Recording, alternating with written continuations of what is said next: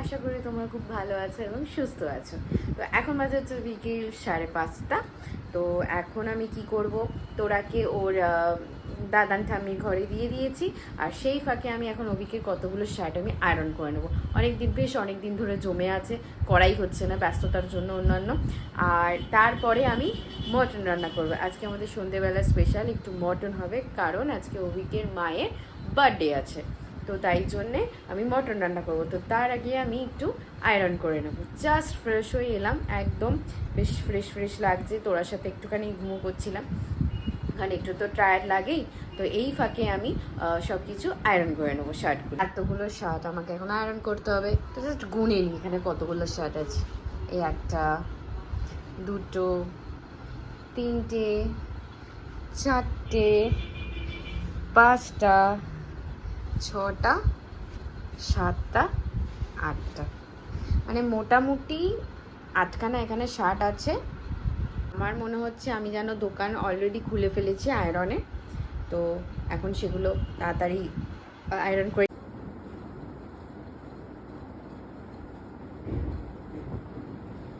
এখানে শার্টের বোতামগুলো আটকে নিই, কারণ শার্টের এখানে বোতামটা আটকানো নিয়ে দেখছি, সোজা করে আটকে নিই।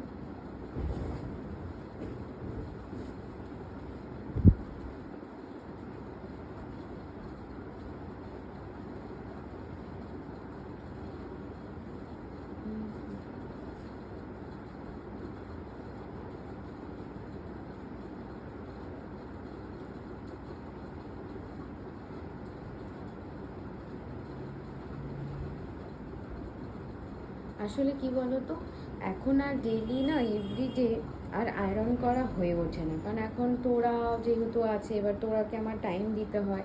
তো জানো, ছোট বেবি থাকলে কি করতে হয়, কতটা কি টাইম দিতে হয়। তো ওই জন্য না আমি আমার টাইম হচ্ছে না যে শার্টগুলো আয়রন করা। তাই অনেকগুলো শার্ট জমে গেছে, ভাবলাম আজকে বিকেলটাও একটু ফ্রি আছি।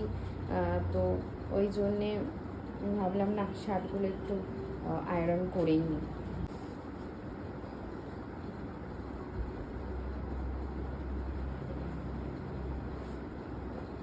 জানি একটু চাপ হয়ে যাচ্ছে, কারণ সন্ধ্যাবেলা আবার একটু মটন রান্না করতে হবে।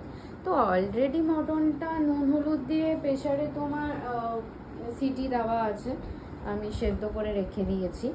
প্রায় 15-16টা মতো তো সিটি দিয়েইছি, কারণ জানোই মটন করতে, মটন একটু বয়েল হতে একটু টাইম লাগে।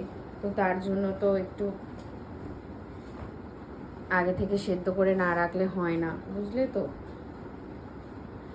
নাহলে খুব প্রবলেম হয়ে যায় রান্নার সময়। নাহলে তখন কাঁচা পেঁপে দিতে হয়, তো আমি সেটা দিতে চাই না কাঁচা পেঁপে, কারণ আমিও খেতে চাই না। মানে সেদ্ধ খাই, বাট মটনে আমি খেতে চাই না, তো অভিজ্ঞ খেতে চায় না, ওই জন্যেই আরও মটনটাকে আগে থেকে সেদ্ধ করে রেখেছি। তো জাস্ট কষানোর সময় যতটা সেদ্ধ করা, নরম করা ততটাই করতে হবে। তো আগে আমি ঝটপট করে আয়রনটা করে নিই।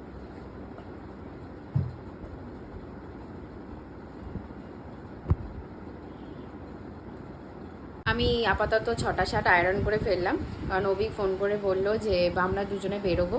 ও অফিস থেকে ফিরছে, বলছে তুমি রেডি হয়ে নাও, কেক আনতে যাবো। বললাম না যে আজকে অভিকের মায়ের বার্থডে আছে।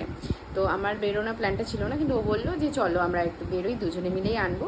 তো আপাতত 2টো শার্ট এখন রেখে দিলাম, আর 6টা শার্ট কমপ্লিট হয়ে একটু টাচ আপ দিয়ে দিয়েছি। আর এখানে একটা ব্যাগ নিয়ে নিয়েছি, এটা যেহেতু পার্স থাকে, এটা একটু লাগে ব্যাগটা নিয়ে বেরোতে। তো রেডি হয়ে গেছি, এবার কেকটা আনতে যাচ্ছি। আমরা বেরিয়ে গেছি, যাচ্ছি, কোথায় যাচ্ছি গো? শখের বাজার। শখের বাজারে কেক আনতে যাচ্ছি। শখের বাজারে মিয়ামারে চলে এসেছি। অনেক কেকের কালেকশন আছে, বাট চুজ করতে পারছি না কোনটা নেব। ওই দিকেও আছে, এই হচ্ছে মিয়ামর।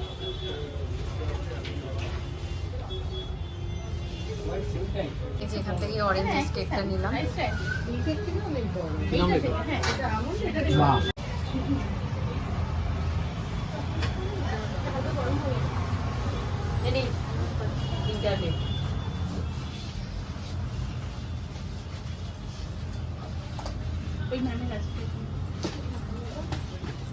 র্যাপ করে দিয়েছে।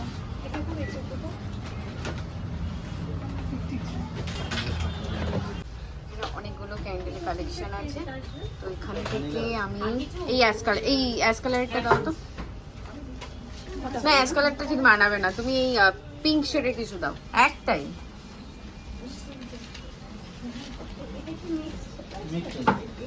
এখানে অনেক কিছু স্ন্যাক্স আছে। কোনটা খাবে? কোনটা নেবে বলো। থেকে দুটো ক্রিমি চিকেন রোল নিয়ে নিচ্ছি। চিকেন রোল নেওয়া হয়ে গেছে।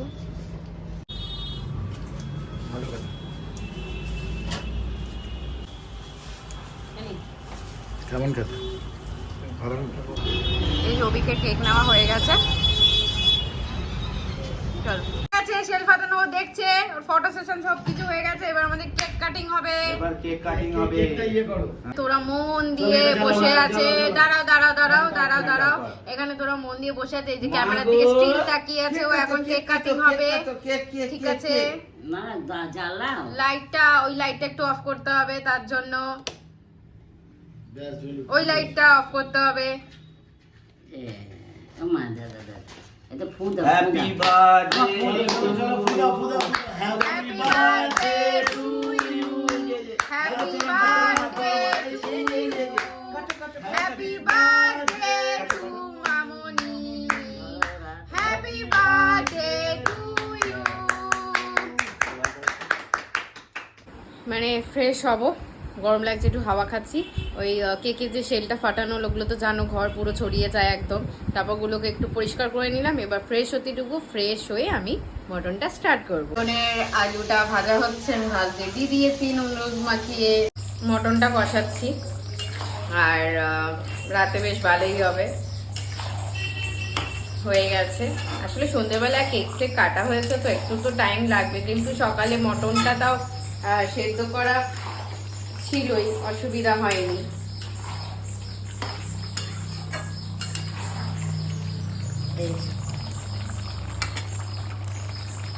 মটনটা কষাচ্ছি,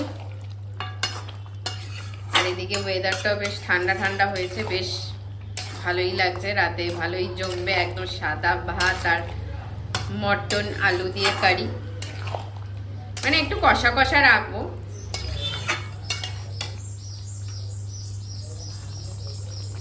এবার আমি ফ্রেশ হয়ে নেব, তারপর আমি ফ্রেশ হয়ে খেতে বসবো। আমি তখন বলছি যে টেস্টটা কেমন হয়েছে।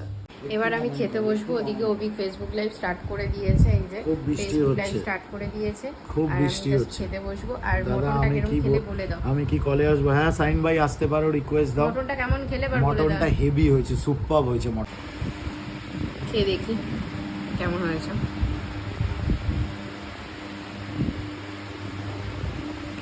তার সাথে একটু মটন নিয়ে নেবো।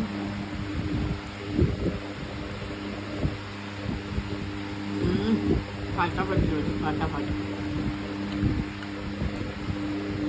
যেটা না নিজেই বলছি ফাটাফাটি। খাওয়া দাওয়া কমপ্লিট একদম। আর এখানেই আমি আজকের ব্লগটা শেষ করছি। আর তোমাদের কেমন লাগলো অবশ্যই কমেন্ট করে জানাবে, আর সাবস্ক্রাইব করতে কিন্তু একদম ভুলবে না। তো আজকের মতো টাটা।